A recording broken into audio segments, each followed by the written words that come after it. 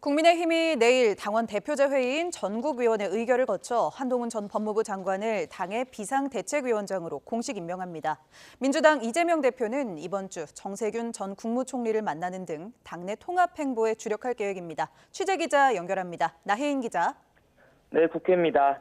네, 정치권 소식 먼저 국민의힘부터 전해주시죠. 네, 국민의힘은 내일 오전 10시 주요 당무를 심의 의결하는 전국위원회를 온라인으로 소집했습니다. 전국 당원 대표자들이 ARS 투표를 통해 비상대책위원회 설치 안건과 한동훈 비대위원장 임명안을 의결할 예정입니다. 한동훈 전 장관은 지난 21일 비대위원장 후보자로 지명된 뒤 공개석상의 모습을 드러내지 않고 있습니다. 당 핵심 관계자는 내일 정식 임명이 되면 한 전 장관이 취임 메시지를 낼 거라고 전했습니다. 한 전 장관은 취임하자마자 선적한 당의 현안을 맞닥뜨리게 됐습니다. 당장 모레 27일엔 이준석 전 대표가 탈당 선언을 할 것으로 보이고 다음 날엔 김건희 여사 주가 조작 연루 의혹을 비롯한 민주당의 쌍특검 법안 처리가 예고돼 있습니다.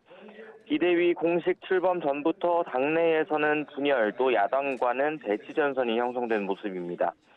본인과 당연직을 제외하고 최대 12명까지 인선할 수 있는 비대위원을 젊고 참신한 인물들로 채우는 것 역시 당면한 과제입니다.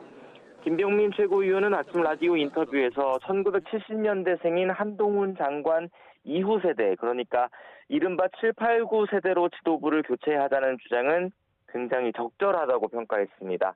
나이가 젊다고 모든 게 쇄신으로 비치는 건 아니지만 운동권 세대가 주축인 민주당 지도부와 비교해서 대비 효과는 있을 거라고 기대했습니다.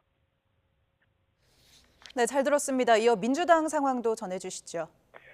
네, 민주당 역시 분열과 통합의 갈림길에 서 있습니다. 신당 창당을 시사하며 연말까지 당의 쇄신을 요구한 이낙연 전 대표에 맞서 이번 주 이재명 대표의 통합 행보가 주목됩니다.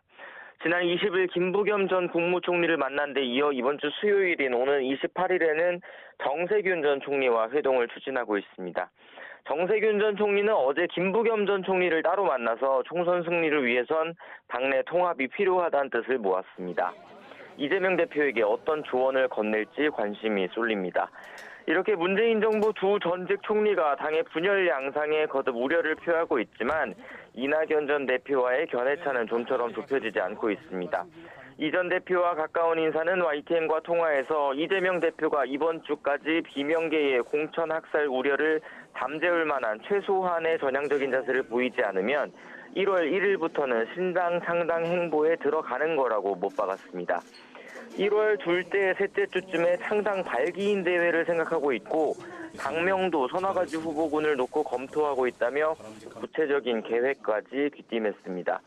이재명 대표는 물밑에서 이낙연 전 대표와 만남도 계속 추진하는 것으로 파악됐지만 본인의 사퇴를 전제로 통합 비대위를 구성하라는 요구를 받아들이진 않을 거란 관측이 지배적입니다. 박성준 대변인은 오전에 국회에서 기자들과 만나 이 전 대표의 그런 주장이 당의 통합과 혁신을 위해 마땅한지 따져봤을 때 그렇지 못하다는 게 지지자들과 당내의 중론인 것 같다고 말했습니다. 지금까지 국회에서 전해드렸습니다.